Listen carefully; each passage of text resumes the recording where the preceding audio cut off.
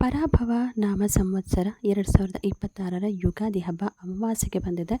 ಅದರ ಒಂದು ಟೈಮಿಂಗ್ಸ್ ಬೆಳಗ್ಗೆ 7 ಗಂಟೆ ಒಳಗೆ ಮುಗ್ದೋಗೋದ್ರಿಂದ ಯುಗಾದಿ ಹಬ್ಬಕ್ಕೆ ಅಮಾವಾಸ್ಯೆ ತಾಗಲ್ಲ. ಯಾಕಂತ ಹೇಳಿದ್ರೆ ಇವತ್ತು ಅಂದರೆ 18ನೇ ತಾರೀಕು ಬೆಳಗ್ಗೆಯಿಂದ 19ನೇ ತಾರೀಕು ಬೆಳಗಿನ ಜಾವ 6:52ವರೆಗೆ ಮಾತ್ರ ಅಮಾವಾಸ್ಯೆ ಇರೋದರಿಂದ ಆ ಒಂದು ಯುಗಾದಿ ಹಬ್ಬಕ್ಕೆ ಅಮಾವಾಸ್ಯೆ ಅನ್ನುವಂತಹ ಎಲ್ಲೋ ಒಂದು ರೀತಿ ಭಯದ ವಾತಾವರಣ ಏನಿರುತ್ತೆ ಅದು ಖಂಡಿತವಾಗ್ಲೂ ತಾಗೋದಿಲ್ಲ.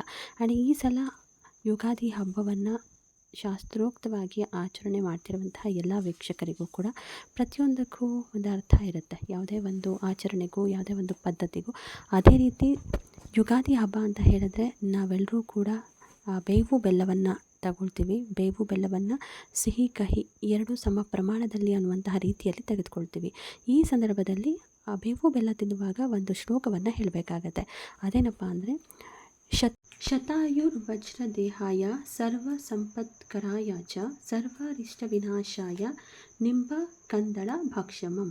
ಬೇವು ಬೆಲ್ಲವನ್ನು ಸವಿಯುವಾಗ ಈ ಶ್ಲೋಕವನ್ನು ಪಠಿಸಬೇಕು, ಆರೋಗ್ಯ ಹಾಗೆ ಸಮೃದ್ಧಿಗಾಗಿ. ಹಾಗೆ ಇದರ ಒಂದು ಅರ್ಥ ಏನಪ್ಪ ಅಂತ ಹೇಳಿದ್ರೆ ವಜ್ರದೇಹಾಯ ಅಂದರೆ ವಜ್ರದಂತೆ ಸದೃಢವಾದ ಗಟ್ಟಿಯಾದ ದೇಹಕ್ಕಾಗಿ, ಸರ್ವ ಸಂಪತ್ಕರಾಯ ಅಂದರೆ ಸಕಲ ಸಂಪತ್ತು ಮತ್ತು ಐಶ್ವರ್ಯ ಪ್ರಾಪ್ತಿಯಾಗಿ, ಸರ್ವಾರಿಷ್ಟ ವಿನಾಶಾಯ ಅಂದರೆ ಜೀವನದಲ್ಲಿ ಬರುವಂತಹ ಎಲ್ಲ ರೀತಿಯ ಅರಿಷ್ಟಗಳು ಅಂದರೆ ತೊಂದರೆಗಳೆಲ್ಲವೂ ಕೂಡ ನಾಶವಾಗಲಿ ಅಂತ.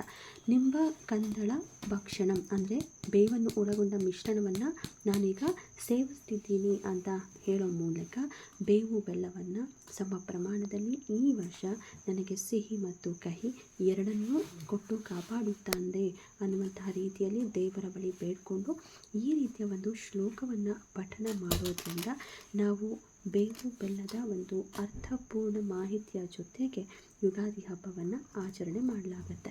ಬೇವು ಬೆಲ್ಲ ಸಾಮಾನ್ಯವಾಗಿ ಎಲ್ಲರ ಜೀವನದಲ್ಲೂ ಸಿಹಿ ಹಾಗೆ ಕಹಿ ಇದ್ದೇ ಇರುತ್ತೆ. ಸಿಹಿ ಪ್ರಮಾಣವೂ ಜಾಸ್ತಿ ಆಗಬಾರ್ದು, ಕಹಿ ಪ್ರಮಾಣವೂ ಜಾಸ್ತಿ ಆಗಬಾರ್ದು. ಎರಡೂ ಜಾಸ್ತಿ ಆದಷ್ಟು ತೊಂದರೆನೇ ಅಲ್ವಾ. ಅದೇ ಸಲುವಾಗಿ ಪ್ರತಿ ಯುಗಾದಿ ಹಬ್ಬದಂದು, ಹೊಸ ವರ್ಷದಂದು ನಾವು ಬೇವು ಹಾಗೆ ಬೆಲ್ಲ ಎರಡನ್ನೂ ಕೂಡ ಸಮ ಪ್ರಮಾಣದಲ್ಲಿ ಸೇವಿಸುವ ಮೂಲಕ ಈ ವರ್ಷ ನನಗೆ ಎಲ್ಲವೂ ಸಮ ಪ್ರಮಾಣದಲ್ಲಿ ನೀರು ಅನ್ನುವಂಥದ್ದನ್ನು ಕೇಳ್ಕೊಳ್ತೀವಿ. ಅದಕ್ಕೆ ತಕ್ಕಂತೆ ಈ ರೀತಿಯ ಒಂದು ಶ್ಲೋಕವನ್ನು ಪಠಿಸೋದ್ರಿಂದ ಎಲ್ಲ ರೀತಿಯ ಒಂದಷ್ಟು ದಾರಿದ್ರ್ಯಗಳು ನಿವಾರಣೆ ಆಗೋದರ ಜೊತೆಗೆ ನಾವು ನಮ್ಮ ದೇಹಕ್ಕೆ ಒಂದು ರೀತಿ ಪಾಸಿಟಿವ್ ಎನರ್ಜಿಯನ್ನು ಈ ಮೂಲಕ ನಾವು ಕೊಡ್ತಾ ಹೋಗ್ತೀವಿ. ಯಾಕಂದರೆ ಒಂದು ಬೇವು ಬೆಲ್ಲವನ್ನು ಸವಿಯುವಾಗ ನಾವು ಹೇಳ್ತೀವಲ್ಲ, ವಜ್ರದಂತೆ ಸದೃಢವಾದಂತಹ ಗಟ್ಟಿ ದೇಹವನ್ನು, ಜೊತೆಗೆ ಸಂಪತ್ತನ್ನು, ಐಶ್ವರ್ಯವನ್ನು ನನಗೆ ನೀನು ಪ್ರಾರ್ಥನೆ ಕೊಡು ಅನ್ನುವಂತಹ ನಿಟ್ಟಿನಲ್ಲಿ ಜೀವನದಲ್ಲಿ ಬರುವ ಎಲ್ಲ ಅರಿಷ್ಟಗಳನ್ನು ನಾಶ ಮಾಡುವಂಥ ನಾವು ಬೇವು ಬೆಲ್ಲವನ್ನು ಸವಿಯುವಾಗ ಈ ರೀತಿಯ ಒಂದು ಪ್ರಾರ್ಥನೆಯನ್ನು ಮಾಡ್ಕೊಳ್ತೀವಿ.